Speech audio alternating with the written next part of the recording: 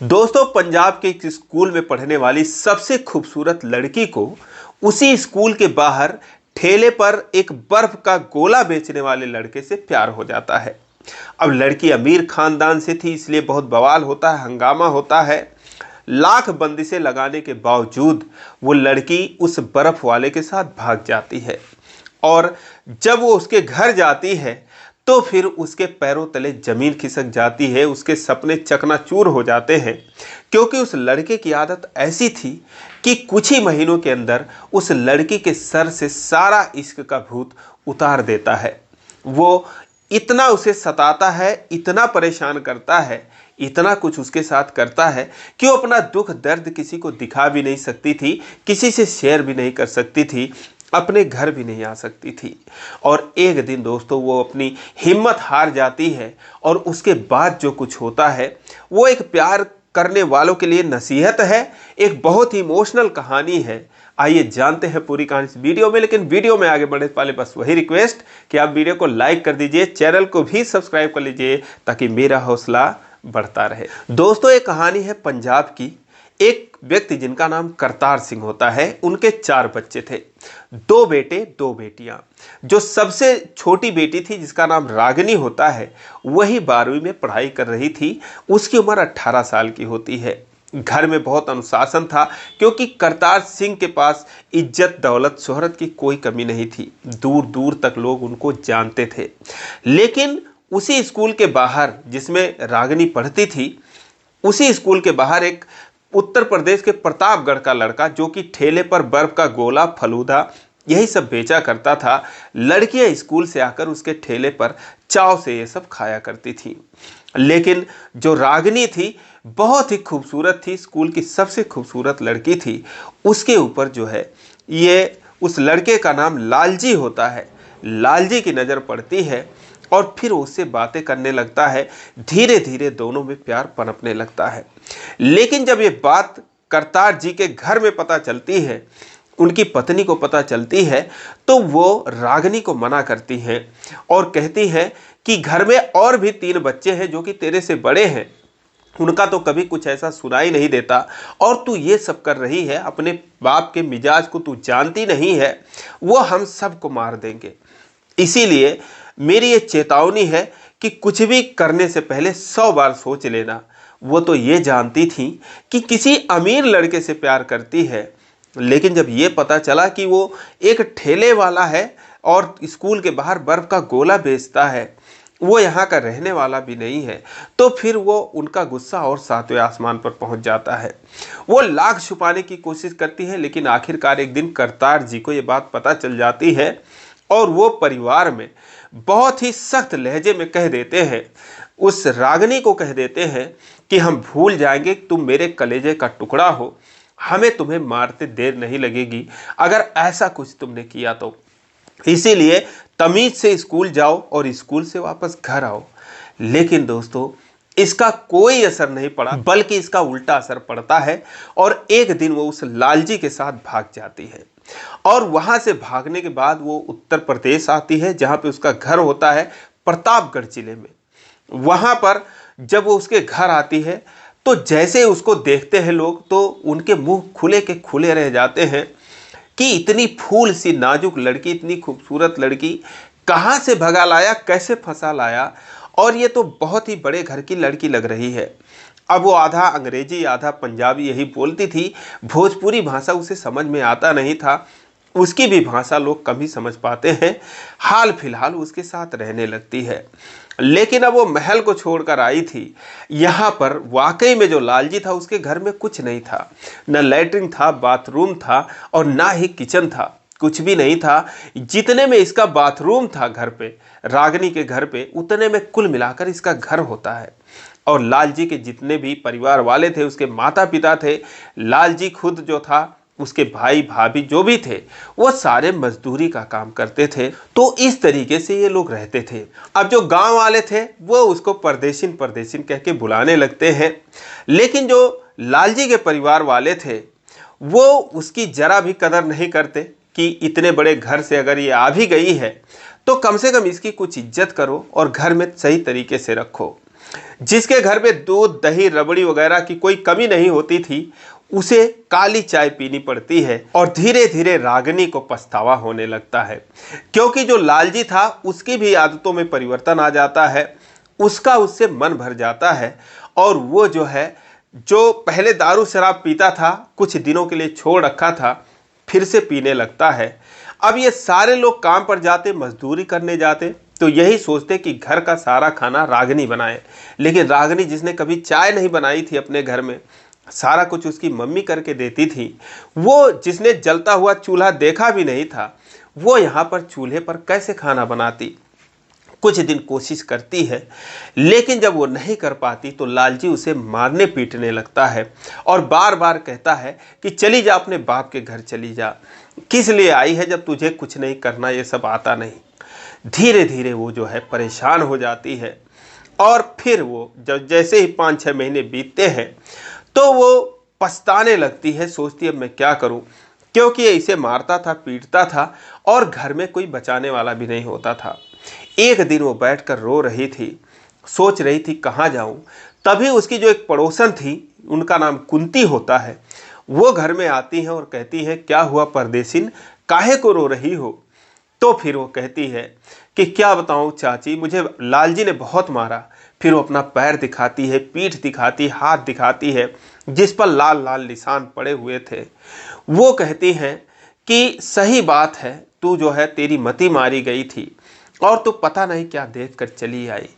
वो कहती है फिर कि चाची कोई नदी है, कोई कुआं है, मुझे बता दो प्लीज़, मेरी मदद कर दो, मुझे बस इतना बता दो कहाँ पर है, किस तरफ है। वो कहती है ये सब किस लिए पूछ रही है। रागिनी रोते हुए लिपट जाती है उनसे, कहती है क्योंकि मुझे जीना नहीं है। अब दोस्तों, उसकी यह हालत देखकर जो कुंती है उनकी भी आंखें भर जाती हैं। वो इन लोगों की करतूत जानती थी, तो वो कहती है कि देखो ऐसा है परदेसिन, बेटा तुम उल्टा सीधा मत सोचो, तुम अपने घर चली जाओ। लेकिन वो कहती है कि मैं घर भी जाकर और वहाँ पर मेरे पापा मुझे छोड़ेंगे नहीं, और वहाँ जाऊँगी तो बिना मतलब में वहाँ पर बवाल होगा, इसीलिए मेरी किस्मत में यही शायद लिखा है, और मैंने सबका दिल दुखाया है तो मुझे सज़ा तो मिलेगी ही, इसीलिए आप बस मुझे बता दो। और मैं यहाँ से कहीं निकल भी नहीं सकती क्योंकि मेरे पास 1 रुपये भी नहीं है। वो छोटी छोटी चीज़ों से के लिए भी वहाँ पर तरस जाती है। जो भी 10-12 हज़ार रुपये लाई थी वो सारा कुछ लालजी उड़ा चुका था। वो कहती है मैं तो कहीं जा भी नहीं सकती। तो कुंती ने कहा तुम टेंशन मत लो, तुम रात को 12 बजे उस पेड़ के नीचे मिलना, उसके घर से कुछ दूरी पर एक पेड़ होता है, वहाँ पर वो कहती तुम रात में मिलना और फिर मैं तुम्हें बताऊंगी करना क्या है। अब उसी रात जो है वो 12 बजे 1 बजे के बीच उस पेड़ के नीचे जाती है। पहले से ही कुंती उसका इंतजार कर रही थी। उसके बाद उसको लेकर जाती है एक कच्चे रास्ते पर, जहाँ पर 2 लोग बाइक लेकर खड़े थे, और फिर वो उनके बीच में बिठा देती हैं। चुपके से अपने घर चली आती हैं और वो दोनों उसको लेकर वहाँ से चले जाते हैं। जब सुबह हुई तो घर हंगामा मच जाता है कि अरे परदेशिन भाग गई, कहाँ गई, और इधर उधर ढूंढने लगते हैं। अब ये लोग उसको ढूंढते भी हैं तो नदी में और कुओं में, क्योंकि बार बार वो धमकी दे रखी थी कि ऐसा करोगे तो मैं ऐसा कर लूँगी। लेकिन अब उन्हें क्या पता कि वो कहाँ गई है। 2 दिन वो लोग ढूंढते हैं, उसके बाद फिर बैठ जाते हैं। 2 दिन के बाद जो कुंती थी अपने घर से निकलती हैं और अपने बहन के घर जाती हैं, जहाँ पर जो रागिनी थी वो सुरक्षित थी। जो वो 2 लोग थे उनमें एक कुंती का बहनोई था जिनका नाम शंकर होता है, और एक उनका बेटा था। वही दोनों बिठाकर वो ले गए थे। तो वहाँ पर वो जाती हैं, सारी कहानी पहले ही उन्होंने बता रखा था, संदेशा भिजवा रखा था। तो फिर वो कहती हैं कि ऐसा है, इसको कैसे भी करके इसके घर पे भिजवाना है, वरना ये बहुत परेशान है। तो जो उसके बहनोई थे वो बोलते हैं ठीक है। वो भी दिल्ली मुंबई कमाए हुए थे, उनको सारा कुछ पता था, होशियार थे वो। तो वो कहते हैं ठीक है, मैं भी चलूँगा और तुम लोगों को वहाँ तक पहुँचा दूँगा। और फिर उसके बाद वो लोग अपने खर्चे से, अपने पैसों से वहाँ से निकलते हैं, दिल्ली जाते हैं, दिल्ली से फिर पंजाब जाते हैं। लेकिन पटियाला ज़िले में जो है उसका घर होता है, वहाँ से कुछ दूरी पर जो कुंती थी अपने बहनोई को कहती हैं कि तुम यहीं पर रुक जाओ, पता नहीं घर जाने के बाद वो लोग कैसा व्यवहार करें, क्या हो, तो इसीलिए तुम्हारा जाना ठीक नहीं है, और मैं महिला हूँ तो मेरे साथ तो इतनी ज्यादती तो नहीं करेगा कोई, और तुम जो है यहीं पर रुक जाओ। ऐसा ही होता है, वो रुक जाते हैं और ये लोग वहाँ पर जाते हैं। जैसे अपने घर के बाउंड्री में प्रवेश करती है, घर को देखकर रोने लगती है। अब दोस्तों, उसका एक कुत्ता होता है जो कि रागिनी को देखते ही अपनी पूंछ हिलाने लगता है। वो खुश हो जाता है, भाग के घर में जाता है, वहाँ पर भौं भौं करने लगता है। तो उसकी जो माँ थी रागिनी की, वो घर से बाहर आती हैं, और आते ही जैसे वो रागिनी को देखती हैं तो उनके तो पैरों तले ज़मीन खिसक जाती है, क्योंकि जो रागिनी पहले थी उस रागिनी में और अब के रागिनी में ज़मीन आसमान का फर्क था। उसकी शकल सूरत बिल्कुल बदल चुकी थी।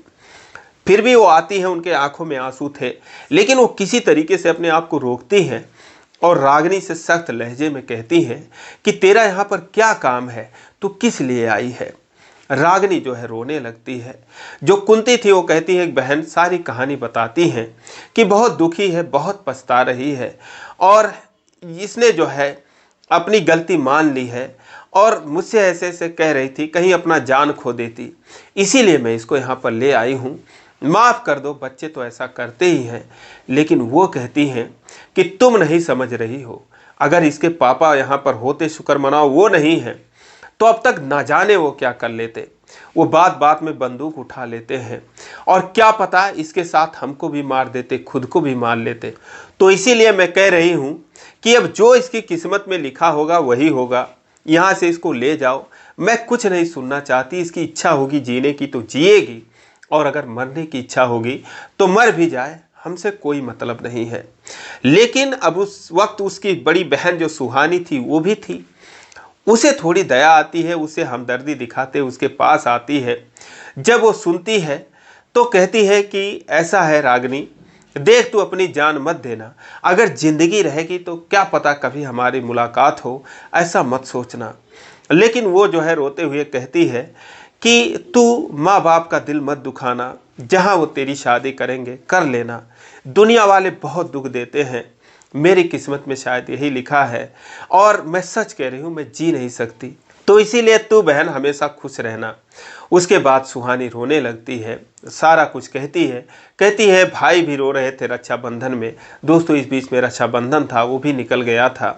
तो रागिनी अपने भाइयों के लिए रक्षाबंधन खरीदी थी। वो सोची थी कि इसको मैं भेज दूंगी, लेकिन लालजी भेजा नहीं था, वो मना कर देता है। तो अपने बैग में रख रखी थी, उसे निकालती है और कहती है कि ऐसा करना कि ये उन भाइयों को बांध देना रक्षाबंधन में, और उनसे बोल देना कि मैं भी उन्हें बहुत याद कर रही थी। सुहानी अपनी माँ से कहती है कि मम्मी माफ़ कर दे इसको, लेकिन वो कहती है तू जानती नहीं है, यहाँ पर बहुत बुरा हो जाएगा, इसीलिए तू इससे दूर ही रह। उसका हाथ पकड़ के खींच लेती है, और उसके बाद सख्त लहजे में वो कहती हैं कि यहाँ से इसको लेकर तुम जाओ, तुम्हारे हाथ जोड़ती हूँ। फिर वो घर में जाती हैं, कुछ पैसे लाती हैं और कुंती के हाथ पर रखते हुए कहती हैं कि जो आपने खर्चा किया, इसके पीछे परेशान हुए, वो आप कुछ रख लो और इसको ले जाओ जहाँ मर्जी ये जाए। अब दोस्तों, कुंती सोचती है कि मैं क्या करूँ, ये तो ऐसे कह रही हैं। फिर वो कहती हैं कि ये तुम्हारे पैसों की कोई ज़रूरत नहीं है, और अब जो किस्मत में लिखा होगा वो होगा, मैं इसको तो लेकर यहाँ से जा ही रही हूँ। और उसके बाद फिर वो उसको लेकर वहाँ से चली जाती हैं। जाते वक्त जो रागिनी थी वो पलट पलट कर अपने माँ को देखती है कि शायद माँ उसको आवाज़ लगाए, शायद वो दौड़ कर आए और मेरा हाथ पकड़ लें, लेकिन ऐसा होता नहीं है। वो धीरे धीरे आंखों से ओझल हो जाती है। जैसे आंखों से ओझल होती है, वैसे एक माँ तो माँ होती है। जो रागिनी की माँ थी वो अपना छाती पीट पीट कर रोने लगती है, दहाड़े मार मार कर रोने लगती है। सुहानी कहती है कि मम्मी मत रो, मैं अभी जाती हूँ, उसको ले आती हूँ। लेकिन वो उसका हाथ पकड़ लेती हैं, कहती है अब जाने दे उसको, और इसी में हम लोगों की भलाई है। फिलहाल जो रागिनी थी वहाँ से चली जाती है, और फिर जब वो जाते हैं वहाँ पर जहाँ पर शंकर खड़े थे, कुंती के बहनोई खड़े थे, वो उससे सारी बातें बताती हैं कि वहाँ पर तो ऐसे ऐसे है और वो तो ऐसा कह रहे हैं। तो फिर रागिनी कहती है कि ऐसा है चाची, मैं आपका एहसान तो इस जन्म में नहीं चुका सकती, आपने मेरी इतनी मदद की, लेकिन अगले जन्म में भगवान ने मौका दिया तो मैं ज़रूर उसे पूरा करूंगी। और आप लोग अपने घर को जाइए, मेरी चिंता छोड़ दीजिए। मैंने सबका दिल दुखाया है तो मुझे सज़ा तो मिलनी ही चाहिए। वो वहाँ से दूसरे रास्ते जाने लगती है, लेकिन कुंती उसका हाथ पकड़ लेती हैं। कहती हैं कि अपने देखते हुए तुम्हें तो हम मरने नहीं देंगे और तुम चलो हमारे घर पे, वहीं पर जो भी होगा, जो खाएंगे तुमको भी खिलाएंगे। लेकिन शंकर कहते हैं कि लालजी के घर वालों को पता चलेगा, उसको पता चलेगा, वो क्या कहेंगे। तो ये कहती है कि उसकी चिंता छोड़ दो, मरना तो उसे चाहिए, लेकिन उसे तो कोई फर्क नहीं पड़ा और इसकी ज़िंदगी खराब कर दी। ये बेचारी दर दर की ठोकरें खा रही है। अब उसके बाद उनको स्टेशन जाना था, इसीलिए उस साधन का इंतज़ार करने लगते हैं। लेकिन तभी जो करतार सिंह थे वो अपनी गाड़ी से वहाँ पर आ जाते हैं। जैसे उनकी गाड़ी रागनी देखती है तो घबरा जाती है, डर जाती है, कहती है कि मेरे पापा आ गए। अब ये लोग भी सहम जाते हैं। उसके बाद रागनी को जो कुंती थी अपने आंचल में छुपाने की कोशिश करती है, लेकिन वो इतनी बड़ी थी, आंचल में छुप नहीं पाती। गाड़ी आकर वहाँ पर रुकती है, उसमें से करतार सिंह उतरते हैं और जैसे ही वो रागनी को देखते हैं अपनी बाहें खोल देते हैं और कहते हैं बेटा आ जाओ, मेरे सीने से लग जाओ। जैसे ही वो रोने भी लगते हैं, रागनी ये बात सुनती है, अपने पापा के सीने से चिपक जाती है और उसके बाद वो फूट फूट कर रोने लगती है। वो भी रोने लगते हैं और उसके बाद कहते हैं चलो गाड़ी में बैठो, और उन दोनों को भी गाड़ी में बिठा लेते हैं। उसके बाद अपने घर पे आते हैं, जहाँ पर उनको देखकर रागनी की माँ हैरान हो जाती है, घबरा जाती है। लेकिन जब वो उतर कर रोने लगते हैं और कहते हैं कि मेरी बेटी लौट कर आ गई है, देखो मेरी बेटी लौट कर आ गई है, तो फिर वो लोग खुशी के मारे रोने लगते हैं और उसके बाद वो जो है उसे प्यार दुलार करने लगते हैं। दरअसल जब रागनी चली गई थी तब वो बहुत डिप्रेशन में थे और एक मनोचिकित्सक के पास गए थे। तो उनसे पूछते हैं कि ऐसी ऐसी बात है, मैं अपने बेटी को बहुत प्यार करता था, सबसे ज़्यादा उसी को मानता था, लेकिन वो हम लोगों से इतना नफरत करती थी कि एक ठेले वाले के साथ भाग गई। मैं क्या करूं, उसे मार भी नहीं सकता और खुद भी नहीं कुछ कर सकता। तो उन डॉक्टर ने बताया था, उन्हें दवाई दी थी और बताई थी कि वो लड़की आपसे नफरत नहीं कर रही थी, बस उसकी नादानी थी जो चली गई। अगर आप उसे मार देंगे तो भी आप ज़िंदगी भर पछताएंगे और क्या पता आप फंस भी जाएं। अगर नहीं फंसेंगे तो भी आपको ज़िंदगी भर पछतावा रहेगा। इसीलिए अब आप उसके सुखी जीवन की कामना कीजिए और अगर कभी भूले भटके से वो आ जाती है तो उसे जो है आप अपना लीजिएगा, ठुकराइएगा नहीं। इसी में आपको सुकून मिलेगा। अब जो करतार सिंह जी थे उनके मन में तो ये बात बैठ जाती है, लेकिन अब वो कहाँ है, कैसे है, उस ज़माने में फ़ोन भी नहीं चलता था, तो फिर वो पता नहीं लगा पाते वो कहाँ पर है। और वो सोचते हैं क्या पता कभी आए। और दोस्तों जब उस दिन वो आती है और उसके बाद जैसे वो लोग चले जाते हैं, वैसे ही करतार सिंह भी आते हैं कहीं से। आकर जब अपनी पत्नी को देखते हैं, घर में रो रही थी, पूछते हैं तो सुहानी कहती है कि रागनी आई थी और ऐसे ऐसे एक औरत के साथ आई थी और मम्मी ने उसे भगा दिया, वो चली गई। अब जैसे वो सुनते हैं अपनी गाड़ी घुमाते हैं और वहाँ पर पहुँचते इत्तेफाक से वो लोग मिल जाते हैं और फिर उसको बिठाकर यहाँ पर लाते हैं। वो रागनी को माफ़ कर देते हैं और लालजी को भी कुछ नहीं कहते। वो बस कुंती से यही कहते हैं कि वो मेरे बेटी के ज़िंदगी में एक कांटा था जिसे मेरी बेटी ने निकाल कर फेंक दिया है। बस उससे यही कहना कि वो यहाँ पर कभी ना आए, अपनी शक्ल ना दिखाए। फिलहाल एक हफ्ते तक वो उन दोनों लोगों को वहाँ पर रोकते हैं, उसके बाद उन्हें अपने घर भेज देते हैं। दोस्तों उसके बाद जो रागनी थी वो अपनी पढ़ाई पूरी करी, ग्रेजुएशन किया, बीएड किया, एक टीचर हुई और फिर एक आर्मी के ऑफिसर से रागनी की शादी होती है। आज रागनी के 2 बच्चे हैं, सुखी जीवन व्यतीत कर रही है और कुंती भी कभी कभार उससे मिलने आ जाती है। वो कुंती को अपनी माँ से कम नहीं मानती। तो दोस्तों ये रही कहानी, आपको कैसी लगी कमेंट करके ज़रूर बताएं। आपके प्यार भरे कमेंट का इंतज़ार रहेगा। और ये कहानी अच्छी लगी हो तो वीडियो को लाइक नहीं किया तो लाइक कर दीजिए, चैनल को सब्सक्राइब कर लीजिए इसी प्रकार की कहानियों के लिए। फिर मिलेंगे अगले वीडियो में, तब तक के लिए जय।